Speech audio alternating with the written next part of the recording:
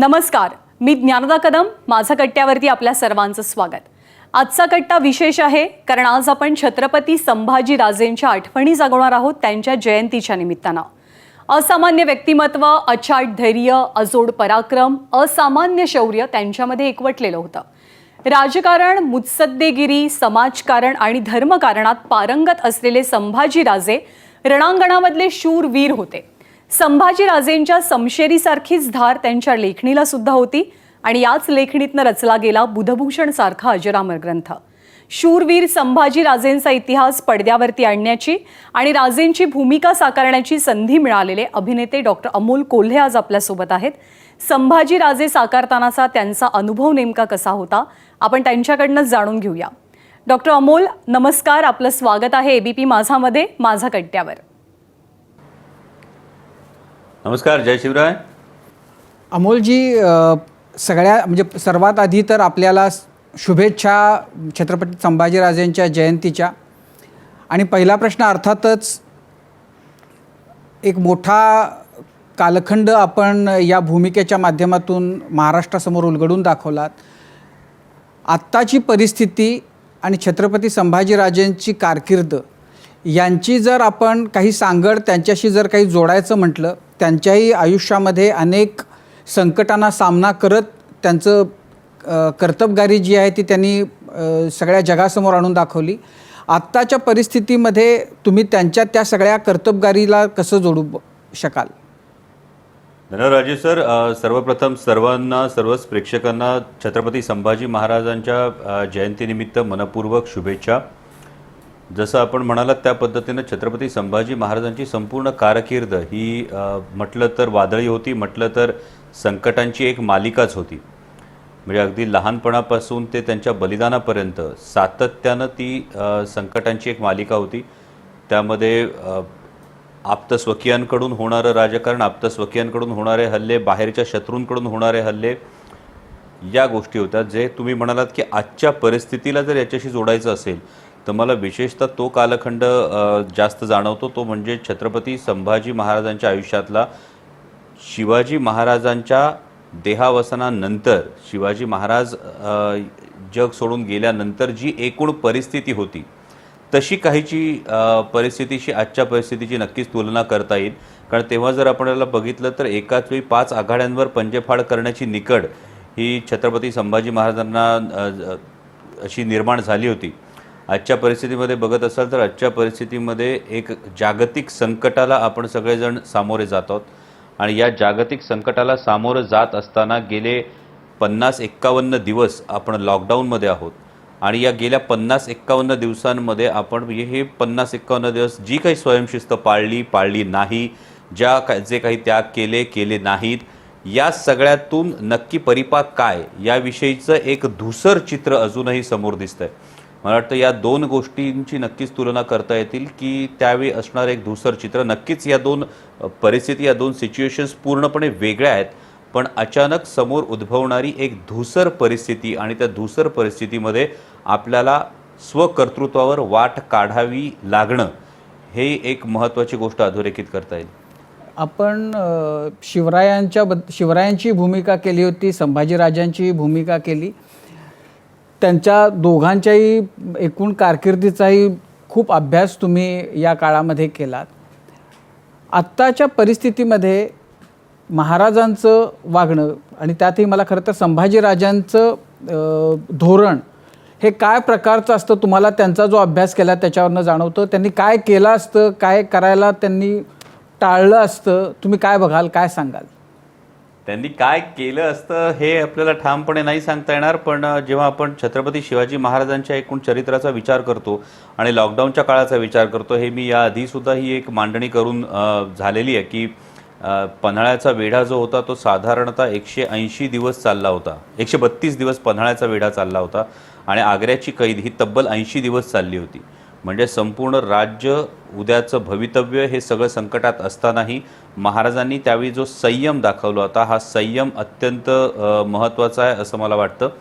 पण हा संयम दाखवत असतानाच दुसरी एक गोष्ट आत्ताच्या काळात मात्र ही अधोरेखित करायला हवी आणि ती गोष्ट म्हणजे की हा संयम पाळत असताना जेव्हा यातून सुटका होणार आहे तेव्हाची स्पष्ट रूपरेषा काय असणार आहे याची स्पष्टता, याचा स्पष्ट विचार हा महाराजांकडे होता. आणि आता दुर्दैवानं आत्ता हे म्हणावं लागेल की तितकासा तो स्पष्ट विचार आत्ताच्या काळात समोर दिसत नाही. अनेक प्रश्न आहेत यामध्ये मुळात आपण गेले 50 दिवस लॉकडाऊनमध्ये आहोत. या नक्की 50 दिवसांमध्ये आपण काय काय अचीव केलं? कारण एक जर आपण बघितलं, लॉकडाऊनची 3 मुख्य उद्दिष्ट होती. यातलं एक उद्दिष्ट होतं ज्या कम्युनिटी स्प्रेडला, ज्या तिसऱ्या टप्प्यात जाणार या गोष्टीची जी आपल्याला भीती होती, तो कम्युनिटी स्प्रेड लांबवणं ही एक गोष्ट होती. दुसरी गोष्ट, कम्युनिटी स्प्रेड झाल्यानंतर किंवा कॅटॅस्ट्रोफ झाल्यानंतर त्यानंतर लागणारी जी वैद्यकीय सुविधांची आवश्यकता होती ती तयार करणं. That is called you buy time to create that medical facility. ही दुसरी गोष्ट होती. आणि तिसरी गोष्ट महत्त्वाची होती ती म्हणजे टेस्टिंग करून यामध्ये असणाऱ्या रुग्णांना त्यांचं विलगीकरण करणं, यामध्ये असणाऱ्या पॉप्युलेशनचं विलगीकरण करून त्यानंतर पुढची यंत्रणा उभी करणं. आज 51-52 दिवसांनंतर जेव्हा आपण बघतो आहोत तर कम्युनिटी स्प्रेड कमी करण्यात आपण यश मिळवले का, याचं उत्तर पुन्हा संदिग्ध द्यावं लागतंय. कारण आपल्याकडे टेस्टिंग हे खूप कमी प्रमाणात झालं आहे. आणि दुर्दैवानं एक म्हणावं लागेल की गेल्या 50-51 दिवसांमध्ये एक देश म्हणून पॉलिसी मेकर्स नक्कीच ही पॉलिसी तयार करण्यात कमी पडलेले आहेत. जेव्हा तुम्ही महाराजांचं नाव विचारलं तेव्हा समाजाच्या शेवटच्या घटकाला सुद्धा हे माझं राज्य आहे हे वाटणं, मला वाटतं ही स्वराज्याची सगळ्यात महत्त्वाचं बलस्थान होतं. आणि असं असताना आपण गेले काही दिवस जे बघतो, सातत्यानं परप्रांतीय मजूर जे रस्त्यानं चालताना बघतोय, लहान लेकरं कडेवर आहेत, उन्हातानात पायपीट करताना बघतो आहोत. हे बघताना आपण एकीकडे महाराजांचा आदर्श समोर ठेवतो आणि देश पातळीवर जेव्हा आपण म्हणतो तेव्हा या सगळ्या परप्रांतीय मजुरांचा हा देश नाही का? या सगळ्या परप्रांतीय मजुरांसाठी ही पॉलिसी असणं आवश्यक नव्हतं का? मग सुरुवातीला जेव्हा कम्युनिटी स्प्रेड कमी होता त्याचवेळी हा निर्णय घेण्यामध्ये आपली पॉलिसी चुकली का? आणि आता जेव्हा आपण रुग्णसंख्या ही जवळपास 75-80 हजाराच्या घरात नेतो आहोत, एकीकडे हे मजुरांचं स्थलांतर सुरू आहे. कालच आपण सन्माननीय पंतप्रधानांचं देशाला उद्देशून जे संबोधन ऐकलं त्यामध्ये अर्थव्यवस्था सुरू करण्याचा त्यांचा एक मनोदय ऐकला. एकीकडे होत असणारं या कामगारांचं, या मजुरांचं स्थलांतर आणि या कामगारांच्या स्थलांतराच्या पार्श्वभूमीवर इकॉनॉमी सुरू करणं, याच्यामध्ये कुठेतरी पॉलिसीचा बॅलन्स बिघडलाय की काय अशी शंका आल्याशिवाय राहत नाही. आपण महाराजांचं जेव्हा हे घेतलं तेव्हा मला असं वाटतं की अंतिम उद्दिष्ट नेमकं काय हे डोळ्यासमोर ठेवून त्यानुसार धोरण राबवणं हे सगळ्यात मोठं महाराजांचं यश म्हटलं तर वावगं ठरणार नाही. डॉक्टर अमोल, महाराष्ट्रामध्ये छत्रपती शिवाजी महाराज यांच्यावरती ज्योतिबा फुलेंच्या पोवाड्यापासून ते त्यानंतर अनेक चित्रपटसुद्धा आले, मालिकांच्या माध्यमातून तुम्ही त्यांना सादर केलेलं आहे आणि नाटकांमधून सुद्धा शिवाजी महाराज आपल्याला भेटतात आणि अर्थातच कादंबऱ्या वगैरे तर आहेतच त्यांच्यावरती, शिवचरित्रसुद्धा उपलब्ध आहेत. यानंतर एक मध्ये पोकळी आपल्याला दिसते आणि मग संभाजी महाराज आपल्याला दिसतात. मग त्यामध्ये आम्हाला शिवाजी सावंतांचा छावा आम्हाला भेटायला येतो, आम्हाला विश्वास पाटलांची संभाजी कादंबरी आपल्यासमोर येते आणि मग तुमची सिरियल येते. या स्थित्यंतराकडे, या मांडणीकडे तुम्ही कसं पाहता? ही नक्कीच कौतुकास्पद फेज आहे आणि मला ही गोष्ट, याचं संपूर्ण खूप मोठं श्रेय मी कलावैभवचे सर्वेसर्वा स्वर्गीय मोहन तोंडवळकर यांना देतो. कारण त्यांच्याबरोबर जेव्हा मी पहिल्यांदा शंभूराज हे नाटक केलं होतं तर मला आठवतं माध्यमांशी बोलताना त्यांनी एक वाक्य वापरलं होतं आणि ते म्हणजे पुढच्या पिढीला मुसोलिनी माहीत असेल, हिटलर माहीत असेल आणि स्वराज्याचे दुसरे छत्रपती माहीत नसतील. त्या पद्धतीनं वेगवेगळ्या कलाकृतींमधून, जसं आपण ज्या छावा कादंबरीचा उल्लेख केलात, विश्वास पाटलांच्या संभाजी कादंबरीचा उल्लेख केलात, यामध्ये डॉक्टर जयसिंगराव पवारांचं योगदान फार महत्त्वाचं आहे की त्यांनी जो संशोधनात्मक ग्रंथ निर्माण केला तो महत्त्वाचा ठरला. डॉक्टर कमल गोखलेंचा शिवपुत्र संभाजी हा PhDचा थिसिस महत्त्वाचा ठरला. आणि हे होत असताना कुठेतरी स्वराज्याचे दुसरे छत्रपती असताना, तेवढाच पराक्रम असताना डावललं जाण्याची जी एक भावना होती, मला वाटतं हा कायम तरुणाईचा एक हुंकार असतो. आपण जर तरुणाईचा एक कल बघितला तर हा तरुणाईचा हुंकार हा या अँग्री यंग मॅनकडे जास्त मोठ्या प्रमाणावर असतो. आणि मराठ्यांच्या इतिहासातला अँग्री यंग मॅन जर म्हणायचं झालं तर ते छत्रपती संभाजी महाराज आहेत. आणि त्यामुळे या मालिकेला सर्वसाधारण तरुणाईनं जो डोक्यावर उचलून घेतलं ती एक गोष्ट फार महत्त्वाची होती. आणि या पद्धतीच्या ऐतिहासिक कलाकृती या वारंवार यायला हव्यात. कारण एक फार महत्त्वाची गोष्ट आहे मिलिंदजी, आपण म्हणालात त्या पद्धतीनं की इतिहासाकडं साक्षेपी दृष्टिकोनातून बघण्याची आपली मानसिकता बनायला हवी. जर आपण इतिहासाकडं साक्षेपी दृष्टिकोनातून बघायला लागलो, त्यामध्ये इतिहासाचा अभिमान जरूर असावा, पण इतिहासाचा अभिनिवेश असता कामा नये. त्यामुळे फक्त अभिमान असताना त्याच्याकडे जर आपण तर्कशुद्ध नजरेनं पाहायला लागलो तर इतिहासामध्ये खूप काही दडलं. इतिहासातल्या खूप काही प्रेरणा आहेत आणि या प्रेरणा पुढच्या काळासाठी फार महत्त्वाच्या ठरू शकतील. डॉक्टर अमोल, एक आणखी याला जोडून असणारा प्रश्न होता, तो म्हणजे तुम्ही संभाजी महाराजांची व्यक्तिरेखा साकारली हा एक भाग झाला, पण त्याच्या यापूर्वी सुद्धा असे संभाजी महाराज साकारले गेले होते डॉक्टर काशीनाथ घाणेकर यांच्या माध्यमातून. रायगडाला जेव्हा जाग येते या अजरामर नाटकातून आज तुम्ही साकारलेले छत्रपती संभाजी महाराज आमच्या सगळ्यांच्या डोळ्यासमोर आहे. तुम्हाला स्वतःला आज तुम्ही साकारत असलेले संभाजी महाराज, त्यांची प्रतिमा, आणि डॉक्टर काशीनाथ घाणेकरांनी, तेही डॉक्टर, तुम्ही सुद्धा डॉक्टर, त्यांनी साकारलेली छत्रपती संभाजी महाराजांची भूमिका, याकडे तुम्ही कसं पाहता? नाही, डॉक्टर काशीनाथ घाणेकरांनी जे संभाजी महाराज साकारले, एकतर मूळ त्यावेळेचा दृष्टिकोन वेगळा होता, त्यावेळेच्या स्क्रिप्ट्स वेगळ्या होत्या, पण त्या भूमिकेची पॉप्युलॅरिटी, त्या भूमिकेची लोकप्रियता हा जर मापदंड जर आपण लावला तर नक्कीच डॉक्टर काशीनाथ घाणेकरांनी जे संभाजी महाराज साकारले त्याविषयी माझ्या मनात एक कायम आकर्षण होतं. आणि याविषयीचा एक फार मला काळजाच्या जवळचा असा एक किस्सा आहे जो दीनानाथ नाट्यगृहात घडला होता.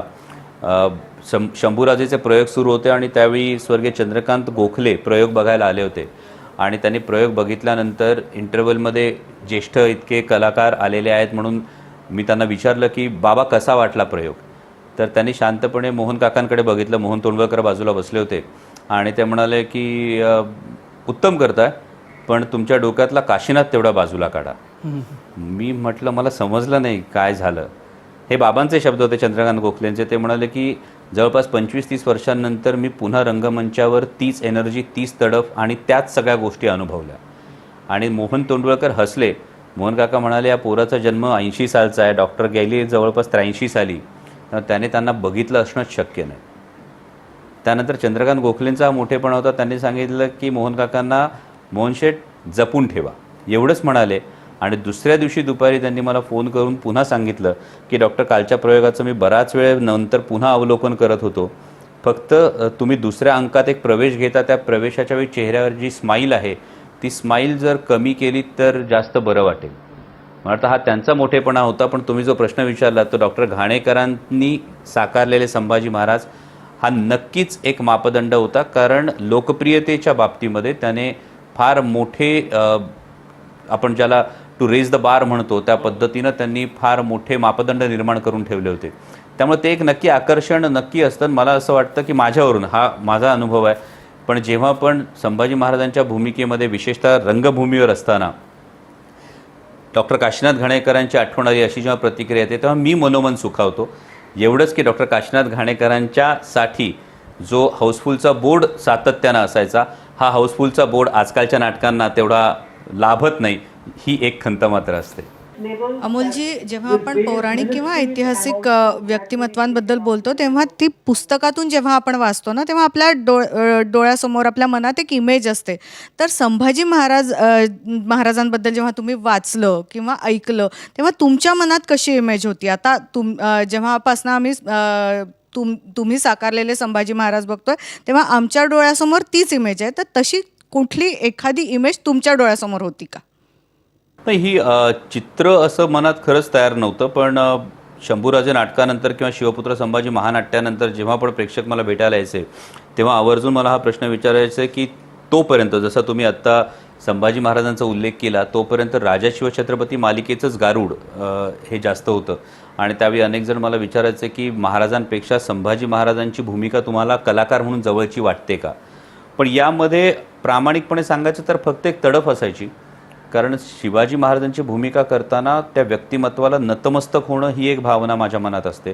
आणि संभाजी महाराजांची करताना मात्र एक उसळून येणं असतं की एवढं कर्तृत्व असताना, एवढं शौर्य असताना, इतकं स्वराज्यभक्ती असताना, स्वराज्यनिष्ठा असताना, केवळ काही कारणास्तव त्यांना विनाकारण बदनामीच्या खाईत लोटून देण्यात आलं. तर मला माझ्या राजांची कहाणी, मला माझ्या धाकल्या धन्यांची कहाणी उच्चारावानं सांगायची, ही तडफ मला वाटतं ती खूप जास्त महत्त्वाची आणि ती तडफ जेव्हा येते सादरीकरणामध्ये प्रत्येक वेळी ती तडफ येते तेव्हा ती तडफच कुठेतरी संभाजी महाराजांच्या व्यक्तिमत्वाच्या जवळ घेऊन जायला फार जास्त मदत करते असं मला वाटतं. अमोलजी, आज आपण संभाजीराजेंच्या जयंतीनिमित्तानं संवाद साधतोय.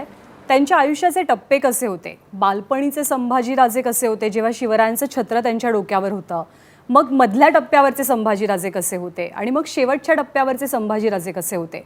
कशी गुणवैशिष्ट्य बदलत गेली? कसे संभाजीराजे बदलत गेले? नंदजी, मला वाटतं की हा एक खूप इंटरेस्टिंग आणि हा एक खरं तर खूप मोठ्या उत्तराचा हा प्रश्न आहे. व्यक्ती म्हणून त्यांचा अभ्यास करत असताना काय मला असं वाटतं की संभाजीराजे जेव्हा लहानपण जे त्यांचं होतं ते नक्कीच एका जबाबदारीपोटी होतं. म्हणजे अगदी नकळत्या वयात आईनं सोडून जाणं आणि आई मृत्यूशय्येवर असताना वडिलांनी अफजलखानासारख्या संकटाचा सामना करायला जाणं, लहानपण त्यांनी जे बघितलं असेल ते लहानपण सातत्यानं महाराजांना स्वतःचा जीव धोक्यात घालून स्वराज्याचा विचार करताना बघितलं असेल, लहानपण संभाजीराजांचं जे गेलं असेल ते आजूबाजूंच्या नजरेत आजूबाजूचे जे लोक होते त्यांच्या नजरेतले भावी राजे याच दृष्टिकोनातून संभाजीराजांकडे पाहिलं गेलं असेल. अगदी 9व्या वर्षी औरंगजेबाच्या भेटीला जायला लागणं, आधी मुघली मनसबदारी स्वीकारायला लागणं, जे मनसबदारी स्वीकारणं नक्कीच त्यांच्या मनाविरुद्ध असताना स्वराज्यासाठी आपल्याला त्याग करावा लागू शकतो आणि हा करायचा असतो याचं मला वाटतं सगळ्यात मोठं बाळकडू ही ती मुघली मनसबदारी स्वीकारताना त्यांना मिळालं असेल. या त्यागाचं बाळकडू पुढे आग्र्याच्या कैदेत राहणं, तिथून मथुरेला एकटं राहणं, या सगळ्याचा व्यक्ती म्हणून त्यांच्या मनावर जे ते हळवे होत गेले, एक हळवा कोपरा त्यांच्या मनाचा जो होता तो हळवा कोपरा नक्कीच या सगळ्या घटनांमुळे होत असेल. आणि हा हळवा कोपरा असतानासुद्धा त्यांच्या समोर आपण जे म्हणतो की आज आपण संभाजी महाराजांची आठवण काढतो, शिवाजी महाराजांची आठवण काढतो, ती आदर्श म्हणून काढतो. मला वाटतं संभाजी महाराज हे त्या मानानं खूप जास्त नशीबवान एका गोष्टीसाठी होते की त्यांचा आदर्श त्यांच्या डोळ्यांसमोर होता. जो आदर्श अख्ख्या मुलखाचा आदर्श होता ते छत्रपती शिवाजी महाराज संभाजी महाराजांच्या डोळ्यासमोर होते. त्यामुळे मनाचा एक कोपरा हळवा होत असताना दुसरा कोपरा या आदर्शानं भारला जात असेल. पुढे गेल्यानंतर मात्र कायम एक 2 जनरेशन, राजकारणातल्या 2 जनरेशन्सला हा जो एक आपल्याला इतर सगळीकडे बघायला मिळतो ते म्हणजे जे केले ते यांच्या पित्यानं केले, यांनी काय केलं आहे हा प्रश्न त्यांना नक्कीच कदाचित फेस करावा लागला असेल. आणि तिथून स्वतःचं कर्तृत्व गाजवण्याची एक उर्मी, एक ईर्षा ही त्यांच्या मनात तयार झालेली असेल. आणि छत्रपती शिवाजी महाराज गेल्यानंतर अवघ्या 23व्या वर्षी त्यांना छत्रपतीपद स्वीकारावं लागलं. आणि 23व्या वर्षी छत्रपतीपद स्वीकारत असताना एकाच वेळी 5 आघाड्यांवर पंजेफाड करावी लागली. हे आव्हान, ही मॅच्युरिटी ही त्यांच्यामध्ये फार जास्त आपल्याला दिसत असेल. त्यामुळे त्यांचे जे ग्रंथ आहेत, बुधभूषण असेल, नखशिका असेल, 7 शतक असेल, नायिका भेद असेल, यामध्ये 7 शतक हा त्यांचा शेवटचा ग्रंथ आहे. आणि त्यामध्ये डॉक्टर कमल गोखले असं लिहितात की 7 शतकमध्ये वयाच्या 31व्या-32व्या वर्षी लिहिलेल्या ग्रंथामध्ये त्यांना वैराग्याची लक्षणं त्या ग्रंथात दिसून येतात. त्यामुळे खूप कमी वयात खूप जास्त अनुभवायला मिळणं आणि याचा परिपाक हा त्यांच्या एकूण व्यक्तिचित्रणावर झाला असं वाटतं. आणि विशेषतः जो आपण शेवटचा जो प्रसंग आहे, जे शेवटचं बलिदान आहे, हा बलिदानाचा प्रसंग तर फार एका वेगळ्या त्यागी माणसाचा, किंवा ज्याला आपण आताच्या याच्यात हठयोगी जर म्हणू शकत असो, तर जो शेवटचा जो बलिदानाचा प्रसंग आहे तो त्या पातळीचं, सचोटी आणि सच्च्या माणसालाच ती गोष्ट शक्य आहे अशा पद्धतीचं ते व्यक्तिचित्रण म्हणावं लागेल. डॉक्टर अमोल कोल्हे आज आपल्यासोबत आहेत. आपण आज संभाजी राजे यांच्या जयंतीनिमित्त त्यांनी साकारलेल्या संभाजी महाराजांच्या भूमिकेविषयी जाणून घेतोय. संभाजी महाराजांची स्वभाव वैशिष्ट्य कदाचित कुठली कुठली आपल्या समोर आलेली नाही आहेत, त्याबद्दलही ते आपल्याला सांगता आहेत. या सर्वांबद्दलच्या गप्पा त्यांच्यासोबत अशाच सुरू राहतील, पण एका छोट्याशा ब्रेकनंतर. पाहत रहा माझा कट्टा.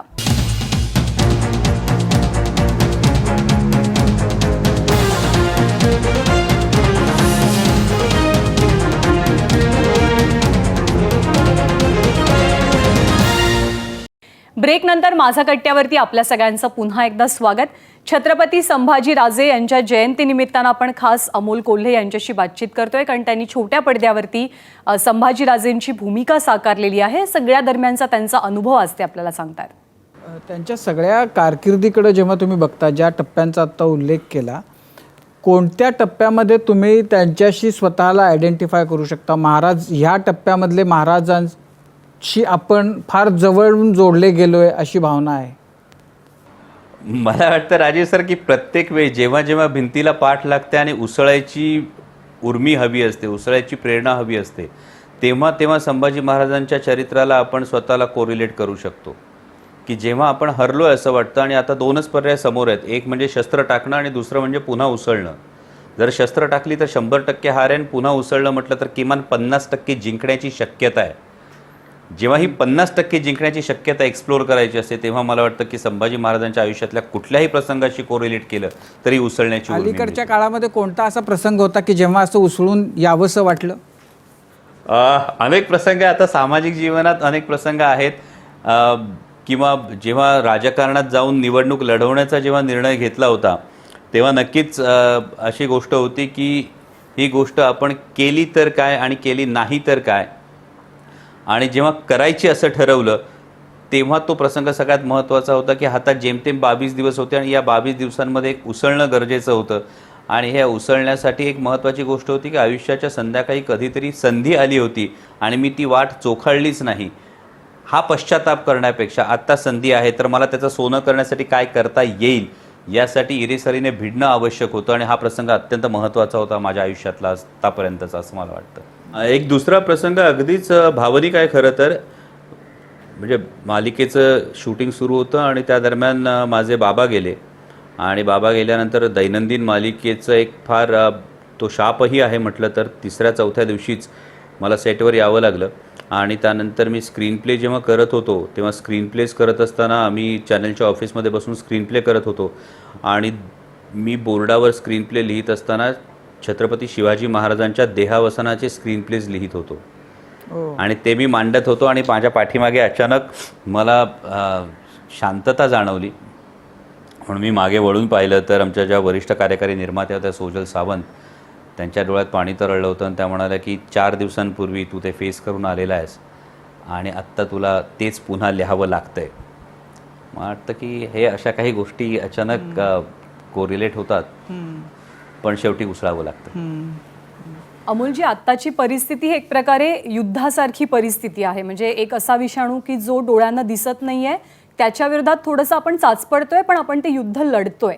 तर संभाजीराजेंची, संभाजी महाराजांची युद्धनीती, युद्ध कौशल्य ती सगळी कशी होती? कारण ते रणांगणातले शूरवीर होते, तर त्यांची युद्धनीती कशी होती?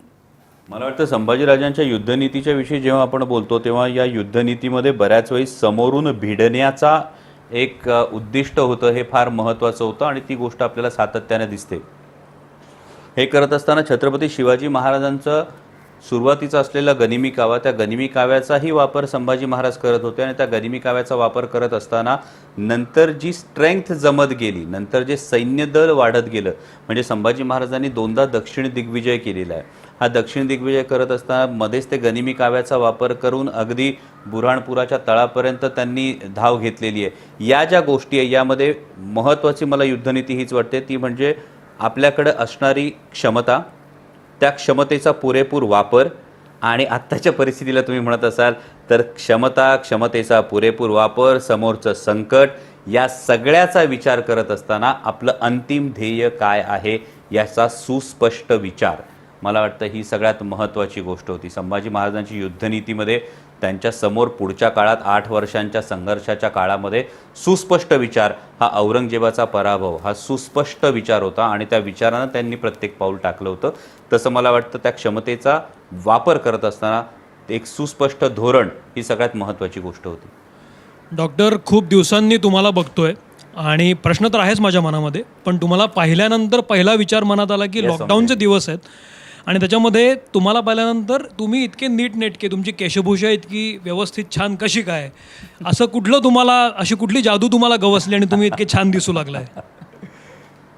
सौमित्रजी, कालच मला एक मंत्र मिळालाय, आत्मनिर्भर होना चाहिए. अच्छा.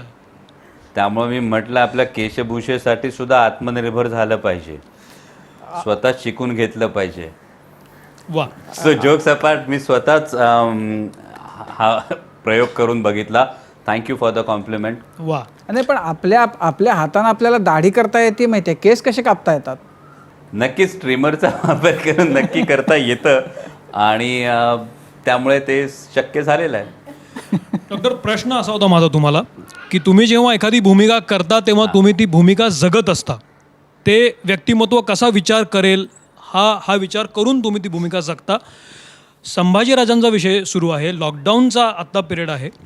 तर आपण असं गृहीत धरलं समजा की जर संभाजीराजे आज असते तर त्यांनी कोणते महत्त्वाचे 2 निर्णय घेतले असते? अगदी ब्रीफमध्ये याचं उत्तर देतो. म्हणजे ही भूमिका जगण्याचं जे तुम्ही म्हणालात तर फक्त एक नमूद करीन की यामध्ये खरं तर मी निमित्त मात्र आहे, पण माझी जी संपूर्ण टीम आहे या टीमचा एक फार मोठा भाग आहे. म्हणजे आमचे दिग्दर्शक कार्तिक केंडे असतील, कॅमेरामॅन स्वर्गीय आमचे निर्मल जानी असतील, लेखक प्रताप गंगावणे असतील, यांचं फार मोठं योगदान या मालिकेला आहे. नितीन कुलकर्णी असतील, माझे सहनिर्माते विलास सावंत किंवा डॉक्टर घनश्याम राव असतील, या प्रत्येकाचं योगदान आहे. वाहिनीचं फार मोठं योगदान आहे. ही मालिका होत असताना या पातळीवर जाण्याचं एक महत्त्वाचं कारण हे होतं की संपूर्ण टीममध्ये एक वाक्यता होती. त्यामुळे आत्ताच्या घडीला जर निर्णय घ्यायचा असेल तर वेगवेगळी डिपार्टमेंट जी आहेत, म्हणजे दिग्दर्शक असेल, कॅमेरामॅन असेल, आर्ट डिरेक्टर असेल, निर्माता असेल, वाहिनी असेल, या सगळ्यांमध्ये एक वाक्यता असल्याशिवाय त्याचा परिणाम हा योग्य तो समोर येत नाही. त्यामुळे संभाजीराजे जरी असते आणि त्यांच्या काळात जरी म्हटलं तरीसुद्धा शिवाजी महाराज असतील, संभाजी महाराज असतील, यांच्यामध्ये असणाऱ्या 2 फार महत्त्वाचे निर्णय घेतले असते. एक म्हणजे वेगवेगळ्या आपल्या सगळ्या सेनापतींमध्ये ही एक वाक्यता असणं, त्यांचं ध्येय सुस्पष्ट असणं, आणि दुसरी फार महत्त्वाची गोष्ट अंतिम ध्येय डोळ्यासमोर ठेवून आपल्या धोरणामध्ये सुस्पष्टता असणं. हे 2 निर्णय संभाजी महाराजांनी नक्की घेतले असते. शिवाजी महाराज किंवा संभाजी महाराज या भूमिका साकारताना तुम्हाला पैसा, प्रसिद्धी, चेहरा मिळाला, परंतु या पलीकडे जाऊन त्यांचे कुठले असे गुण तुम्हाला आयुष्यभर घेऊन त्यांच्यासोबत जगावं लागेल? आयुष्यभर घेऊन हे 4 गुण आहेत, हे 2 गुण आहेत की मी ते सोडणार नाहीत, असे कुठले वाटतात तुम्हाला? मला वाटतं सगळ्यात महत्त्वाचा त्यांचा जो गुण आहे तो म्हणजे नैतिक अधिष्ठान. म्हणजे यशाची व्याख्या काय असं जर मला कोणी विचारलं तर मी काय म्हणतो, आरशात उभं राहिल्यानंतर स्वतःच्या नजरेला नजर देता आली पाहिजे. आणि ही नजरेला नजर देणं केवळ आणि केवळ तुमचं जर नैतिक अधिष्ठान शाबूत असेल तरच ती नजरेला नजर देता येते. आणि मला वाटतं संभाजी महाराज आणि शिवाजी महाराजांमध्ये ही सगळ्यात महत्त्वाची गोष्ट आहे की आज 350 वर्षांनंतरसुद्धा त्यांचं नाव आपण आदरानं घेतो, कारण त्यांनी निर्माण केलेल्या, त्यांनी राखलेल्या स्वराज्याला जे नैतिक अधिष्ठान होतं त्या नैतिक अधिष्ठानामुळे होतं. आणि दुसरं म्हणजे फार महत्त्वाची गोष्ट आहे ती म्हणजे स्वकर्तृत्वावर असणारा विश्वास. म्हणजे शिवाजी महाराजांनी स्वराज्य निर्माण करताना असेल किंवा संभाजी महाराजांनी स्वराज्य राखताना असेल, सगळ्यात महत्त्वाची गोष्ट होती ती म्हणजे स्वकर्तृत्वावर त्यांनी विश्वास ठेवून त्यानुसार वाटचाल केली. त्यामुळे एक नैतिक अधिष्ठान म्हणजे नीतिमत्ता आणि दुसरं म्हणजे स्वकर्तृत्वावरचा विश्वास, या 2 गोष्टी मला वाटतं मी आयुष्यभर स्वतःजवळ बाळगीन. एक प्रश्न करोना संदर्भात तुम्ही मगाशी बोलताना उल्लेख केला की करोनाच्या काळामध्ये शीर्षस्थ नेतृत्वाने योग्य निर्णय घेतले नाही, काही ठिकाणी चुकीचे निर्णय झाले, त्यामुळे गोंधळ निर्माण झाला. तुम्हाला ते शीर्षस्थ नेतृत्व केंद्राचं वाटतं का राज्याचं वाटतं का दोन्ही ठिकाणी असंच चालू आहे? दोन्ही ठिकाणी गोंधळ आहे? नाही, महत्त्वाचं ही गोष्ट जी आहे की यामध्ये देश पातळीवर जेव्हा आपण विचार करतो तेव्हा आपण जेव्हा संघराज्य सिस्टीमचा विचार करतो तेव्हा नक्कीच या जागतिक संकटाला सामोरं जात असताना देश पातळीवरून हे निर्णय सुस्पष्टपणे समोर येणं हे जास्त गरजेचं होतं. आणि यामध्ये चुकीच्या निर्णयांपेक्षा मला जास्त महत्त्वाचं वाटतं ते म्हणजे एक धोरण समोर ठेवून त्या धोरणानुसार त्या धोरणात सगळ्यांना समाविष्ट करून घेऊन त्यानुसार निर्णय घेणं हे जास्त गरजेचं वाटतं. त्यामुळे नक्कीच या संपूर्ण लढाईमध्ये आपण जर त्रयस्थपणे बघितलं, यात कोणतंही राजकारण न आणता जर बघितलं तर देश पातळीवरच्या पॉलिसी मेकर्समध्ये नक्कीच यामध्ये कमतरता राहून गेली असं म्हटलं तर वावगं ठरणार नाही. तुमचा जो मतदारसंघ आहे तो तिथला शेतकरी तो महाराष्ट्राला, मुंबई, पुण्याला जे देतो ते फार महत्त्वाचं आहे. त्यांचा प्रश्न आज काय आहे, तिथं तुम्हाला काय दिसतंय? माझा शेतकरी वर्ग जो विशेषतः माझ्या मतदारसंघातला शेतकरी वर्ग यामधला फळबागायतदार जो आहे, याच्या हातातोंडाशी आलेल्या फळबागा या खरं तर हातातून गेलेल्या आहेत. म्हणजे माझ्याकडे फार मोठ्या प्रमाणावर द्राक्ष उत्पादक शेतकरी आहे, डाळिंब उत्पादक शेतकरी आहे. एकूण याची स्टोरेज कपॅसिटी द्राक्षाची जर बघितली तर महाराष्ट्रातलं द्राक्ष उत्पादन हे 4.5 लाख टन होतं आणि स्टोरेज कपॅसिटी फक्त 61,000 टन आहे. त्यामुळे अक्षरशः मातीमोल भावामध्ये द्राक्षाची विक्री करावी लागली, डाळिंबाची विक्री करावी लागली. आजही तुम्ही बघत असाल तर डाळिंब आपलं कलिंगड असेल, खरबूज असेल, हे रस्त्याच्या कडेला टाकून देण्यात येते.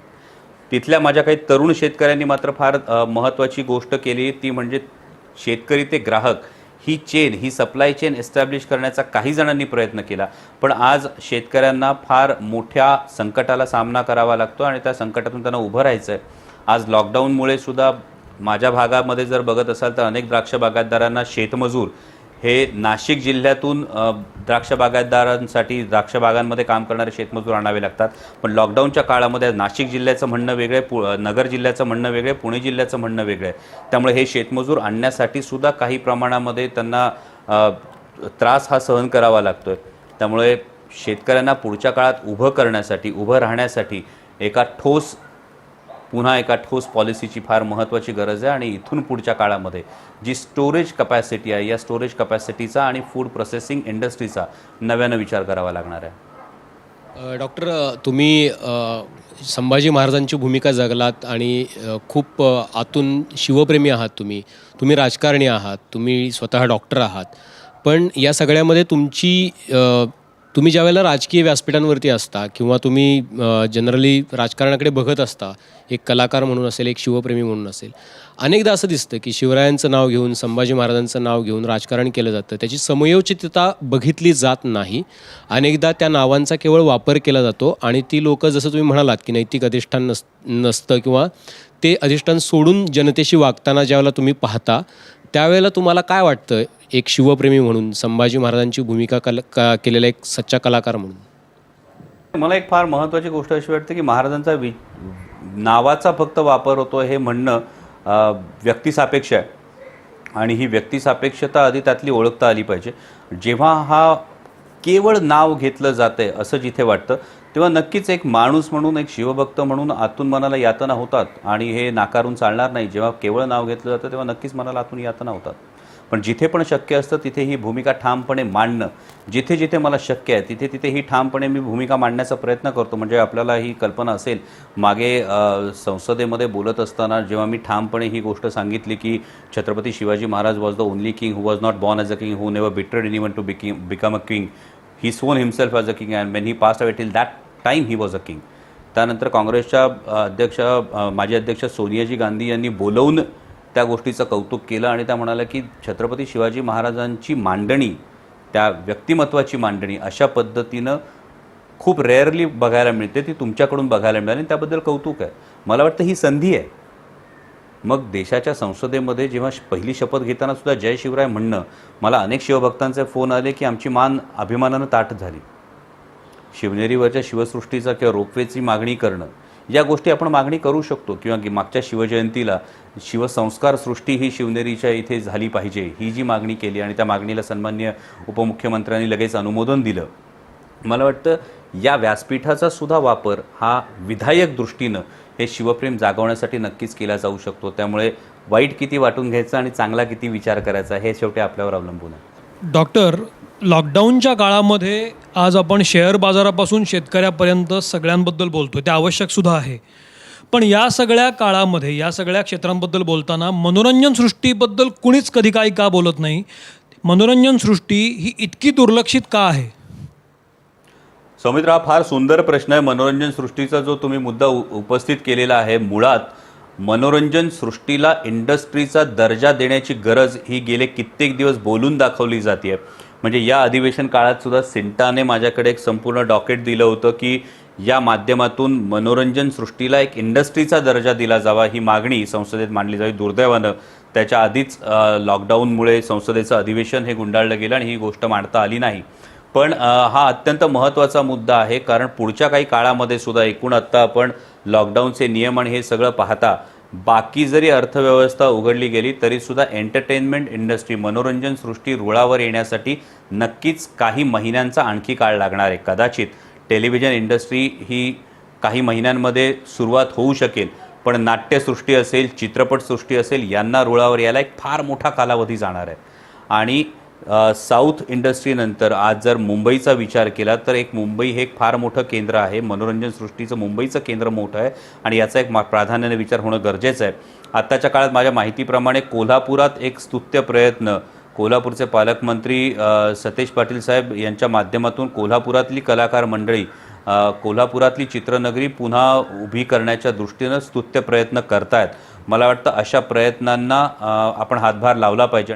मी मगाशी जसं स्ट्रॅटेजिक डिकंजेशन ऑफ सिटीज म्हणालो किंवा डिस्ट्रीब्युशन ऑफ ऑपॉर्च्युनिटीज म्हणालो, त्याच पद्धतीनं कोल्हापूरची चित्रनगरी उभी राहणं या गोष्टीकडं अत्यंत सकारात्मक बाब म्हणून जर पाहिलं तर मला वाटतं हे एक फार मोठं पाऊल असू शकेल आणि मनोरंजन सृष्टीकडे एक इंडस्ट्री म्हणून बघणं ही काळाची गरज आहे, कारण यातून लाखो लोकांना रोजगार उपलब्ध होतो. परंतु सौमित्रजी, तुमच्या या मुद्द्यामध्ये दुसरा एक फक्त महत्त्वाचा मुद्दा, जसं मी मगाशी प्रायोरिटीज गव्हर्नमेंटच्या ठरवणं हे जे म्हणतो त्या पद्धतीनं अजूनही मनोरंजन सृष्टीकडे रोजगार म्हणून बघण्यापेक्षा मनोरंजन सृष्टीकडे आपण लक्झरी म्हणून पाहतो.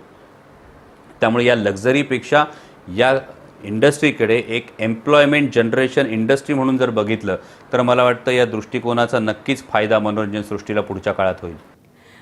डॉक्टर अमोल, थोडंसं थांबवावं लागेल, आपल्याला बरंच बोलायचं आहे, आम्हा सगळ्यांनाही खूप सारे प्रश्न आहेत, पण आपल्याला एक छोटासा ब्रेक घ्यावा लागणार आहे.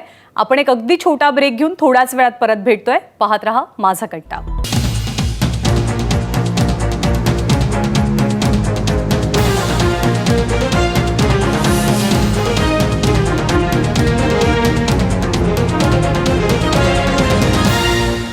ब्रेक नंतर माझा कट्ट्यावरती आपल्या सगळ्यांचं पुन्हा एकदा स्वागत.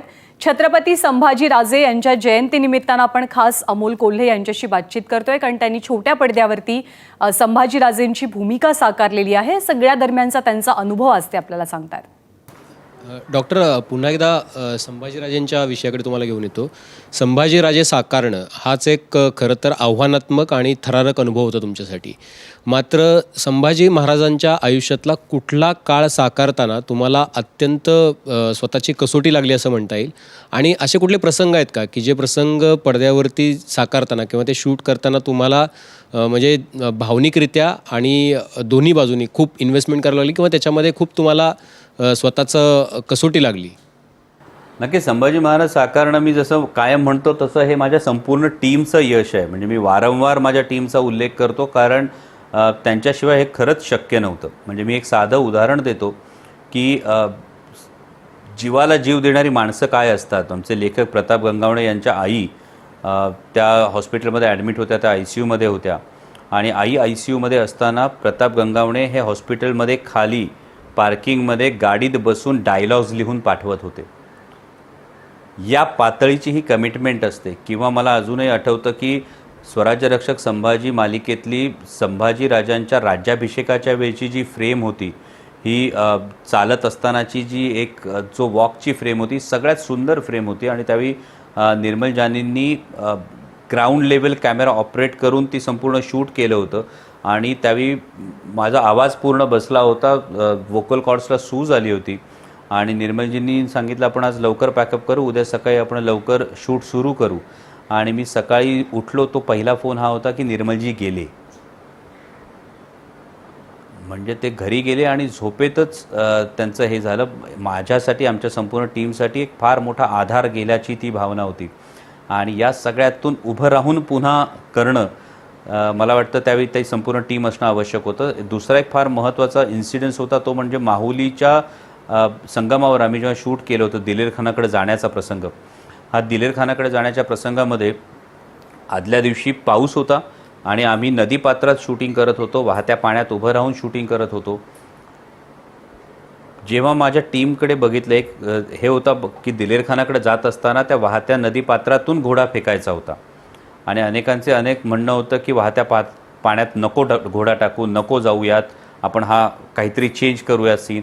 आणि त्यामुळे म्हटलं की सहज एक नजर गेल्यानंतर गुडघाभर पाण्यामध्ये, कोणी कमरेभर पाण्यामध्ये उभं राहून, कोणी क्रेन लावतंय, कोणी ट्रॉली लावतंय, कोणी बाकी कॅमेरा इक्विपमेंट्स पाहतंय, त्यांच्याकडे बघितल्यानंतर मला वाटलं की ओके, आपण हे नक्कीच करू शकतो. पुन्हा हा एक त्या जनावरावरचा माझा एक विश्वास होता आणि तो सीन झाला. आणि दुसऱ्या दिवशी खरं तर आम्ही आधी नदीपात्रातलं शूट दुसऱ्या दिवशी करणार होतो, पण ऐनवेळी कार्तिक केंडे आमच्या दिग्दर्शकांनी ठरवलं की नदीपात्रातला आधी करू. आणि दुसऱ्या दिवशी जेव्हा आम्ही सेटवर पोचलो, आम्ही माहुलीच्या संगमालावर पोचलो, तेव्हा पाणी हे खालच्या 2 पायऱ्या बुडेल इथपर्यंत संपूर्ण नदीपात्र पाण्यानं भरलेलं होतं. एक फार मोठा जुगार खेळून आम्ही शूट करायला गेलो होतो आणि सुदैवानं, म्हणजे केवळ दैवानं साथ दिली म्हणून या गोष्टी घडून आल्या. आणि त्यातला सगळ्यात मला वाटतं इंटरेस्टिंग प्रकार माझ्यासाठी व्यक्तिगत जर म्हणाल तर संभाजी महाराजांचा दिलेरखानाच्या गोटात असतानाचं जे प्रसंग होते, हे मेकर म्हणून, निर्माता म्हणून किंवा त्यावेळी स्क्रीन प्ले टीमचा एक सदस्य म्हणून हे फार महत्त्वाचे होते. कारण त्याविषयी अनेक ठिकाणी उल्लेख नव्हते.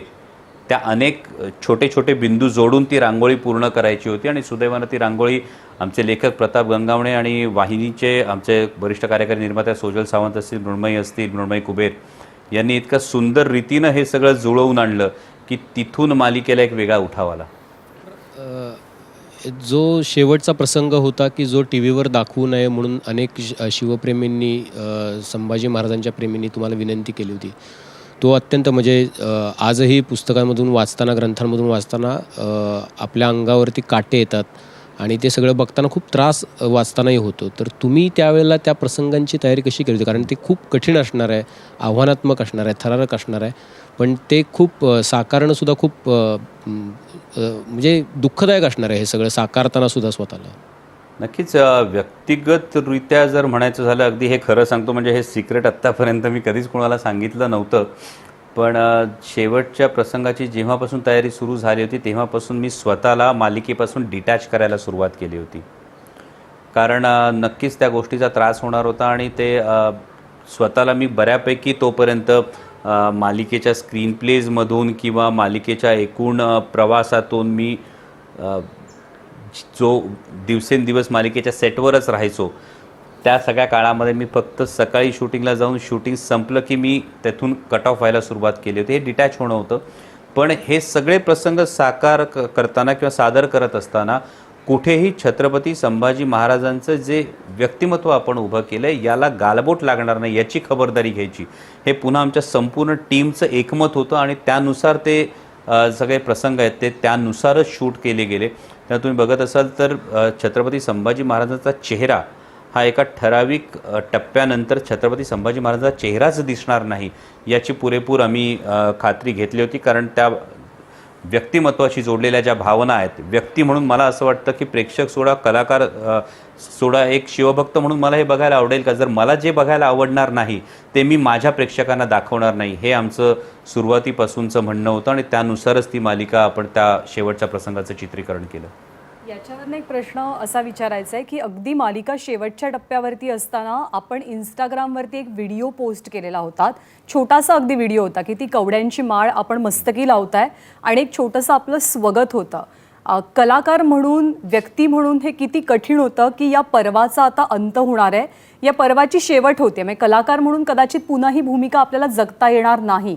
तर ती भावना काय होती? कायमच नंदाजी, जेव्हा पण मी संभाजी महाराज किंवा शिवाजी महाराज या 2 व्यक्तिरेखा साकारतो तेव्हा कवड्यांची माळ असते ती परिधान करताना मी तिला आधी नमस्कार करतो, जिरेटोप डोक्यावर घालताना नमस्कार करतो. त्यावेळी माझी भावना हीच असते की आमचे रेल्वे पोलीसमध्ये फार मोठे अधिकारी आहेत आणि इतिहास तज्ज्ञ आहेत, DB कासार. त्यांनी मला राजा शिवछत्रपती मालिकेच्या वेळी सांगितलं होतं की छत्रपती शिवाजी महाराज, संभाजी महाराज हे एक चैतन्य असतं. तुम्ही त्याला जितक्या प्रामाणिकपणे साथ घालाल तितक्या उत्कटतेने ते प्रतिसाद देतं. ही माझी एक श्रद्धा असेल, माझी एक भावना असेल, पण ती कवड्यांची माळ घालताना किंवा जिरेटोप घालताना मी कायम तो नमस्कार करून ते बळ मागत असतो की मी फक्त निमित्त मात्र आहे, मी साकारण्याचा प्रयत्न करतो आहे, आशीर्वाद असू द्या. त्यामुळे ती कवड्यांची माळ काढत असताना तो दिवस मला माहीत होता की तो शेवटचा दिवस होता कवड्यांची माळ परिधान करण्याचा. संभाजी मालिकेतला, स्वराज्यरक्षक संभाजी मालिकेतल्या शेवटच्या वॉर सिक्वेन्सच्या दिवशी मी तो शूट केला होता. आणि मला आठवतं राजा शिवछत्रपती मालिकेचा जो शेवटचा प्रसंग होता, त्या शेवटचा प्रसंग संपल्यानंतर मेकअप रूममध्ये मी ती कवड्यांची माळ हातात घेऊन ढसढसा रडलो होतो राजा शिवछत्रपतीच्या वेळी.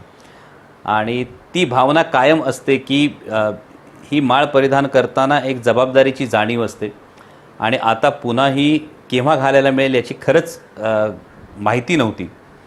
आणि त्यामुळे ते भावूक होणं असतं, ते नतमस्तक होणं असतं की आत्ता. आणि तो जो प्रसंग तुम्ही म्हणताय तो प्रसंग खरंच एक कृतकृत्यता या शब्दाचा अर्थ हा त्या दिवशी समजत होता की अनेकांनी जे सांगितलं होतं जे होणार नाही, आणि जवळपास 8 वर्ष मी आणि माझी संपूर्ण टीम झपाटल्यासारखं ज्या स्वप्नाच्या मागे धावत होतो ते स्वप्न पूर्णत्वाला जातं आहे याची ती जाणीव होती. त्या व्हिडिओतून खरं तर मला फक्त एवढंच सांगायचं होतं की ही त्या एका पूर्णत्वाची जाणीव आहे. सुरू झालेला प्रत्येक प्रवास कधी ना कधी संपणार हे निश्चितच असतं. पण काही प्रवास मात्र खूप काही देऊन जातात, खूप काही शिकवतात. कर्तव्यपूर्तीची अनुभूती देतात, स्वप्नपूर्तीचा अनुभव देतात, जणू काही आयुष्यभराची शिदोरी देतात. असाच एक प्रवास काळजाच्या कप्प्यात जपून ठेवण्याजोगा. छत्रपती संभाजी महाराजांची अंगारगाथा, स्वराज्य रक्षक संभाजी.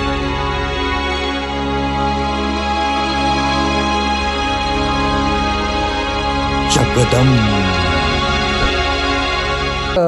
ती कवड्यांची माळ या पुढच्या काळामध्ये परत घालायला आवडेल.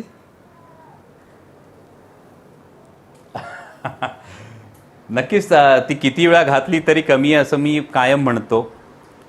कारण अजूनही शिवपुत्र संभाजी या महानाट्याचे प्रयोग आपण करतो आहोत. महाराष्ट्रभर याचे प्रयोग होते. आता लॉकडाऊनमुळे त्याच्या 3 सिरीज पुढच्या कॅन्सल झाल्या, पण महानाट्याच्या माध्यमातून ती घालतोच आहे.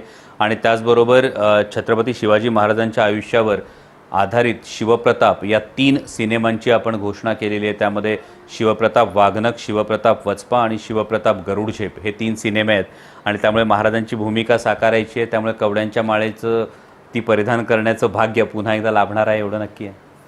अच्छा, आत्ताची परिस्थिती अशी आहे की बरेच सण आले किंवा जयंत्या आल्या तर तेव्हा असं आवाहन केलं गेलं की तुम्ही घरीच राहून हे सगळं साजरं करा, तुमच्या भावना घरापुरता मर्यादित ठेवा, कारण आता बाहेर जाणं खूप मोठं म्हणजे सेलिब्रेशन करणं हे योग्य नाही आणि ते नियमातसुद्धा बसत नाही. शिवराज्याभिषेक दिनसुद्धा जवळ येतो आहे, तर या अनुषंगानं म्हणजे तुम्हाला काही आवाहन करायला आवडेल, आवाहन करावंसं वाटेल? कारण बऱ्याच जणांची इच्छा आहे की तो दरवर्षीप्रमाणे साजरा व्हावा. ती भावना अगदीच योग्य आहे असं आपण म्हणू, पण आत्ताची परिस्थिती तशी नाही. तुम्ही काही आवाहन कराल? नाही, नक्कीच शिवभक्तांना, सगळ्या शिवभक्तांना तुमच्या भावनांचा आदर करून मी एवढीच कळकळीची विनंती करतो. आजची छत्रपती संभाजी महाराजांची जी जयंती आहे ही सुद्धा आपण घरी साजरी करावी आणि येणारा शिवराज्याभिषेक दिन जो आहे त्यावेळची एकूण परिस्थिती काय आहे ते पाहून त्यानुसार शासन जो निर्णय घेईल, प्रशासन जे निर्णय घेईल त्या निर्णयाचा आपण सगळ्यांनी आदर करावा. कारण ज्या महाराजांचा शिवराज्याभिषेक दिन आपण साजरा करायचा, याच महाराजांचं आपल्या मावळ्यांना अत्यंत महत्त्वाचं सांगणं असायचं, आधी जीव जपा. त्यामुळे आधी जीव जपा हे ज्या महाराजांचंच सांगणं आहे, त्या महाराजांच्याच विचारानं पुढे जाऊन त्यावेळची परिस्थिती बघून त्यानुसार शासन जो निर्णय घेईल त्या निर्णयाचा आपण सर्वांनी आदर करूयात, एवढीच माझी सगळ्यांना कळकळीची विनंती असेल. डॉक्टर अमोल, ही खरंच खूप मोठी जबाबदारी असते एखाद्या अशा व्यक्तिरेखेला पडद्यावरती साकारणं की जी व्यक्ती अजरामर असते आणि ज्यांचा आदर्श मागच्या पिढ्यांनाही असतो आणि येणाऱ्या कित्येक पिढ्यांसाठी सुद्धा आहे. त्यामुळे ही भूमिका पेलणं, ती यशस्वी करणं हे खूप जोखीमेचं काम असतं, पण ती जबाबदारी आपण स्वीकारलीत, ती जबाबदारी यशस्वीसुद्धा केलीत. आणि आज आपण वेळ दिलात संभाजीराजे यांच्याविषयी बोलण्यासाठी. त्यांच्या जयंतीच्या निमित्तानं आपले मनापासून आभार. Thank you so much. धन्यवाद कट्ट्यावर सहभागी झाल्याबद्दल. धन्यवाद आपण सर्वांचे आणि पुन्हा एकदा छत्रपती संभाजी महाराजांच्या जयंतीच्या मनपूर्वक शुभेच्छा. आणि यानंतर माझा कट्ट्यावरती वेळ झालेली आहे इथेच थांबण्याची. ताज्या बातम्यांसाठी पाहत रहा ABP माझा.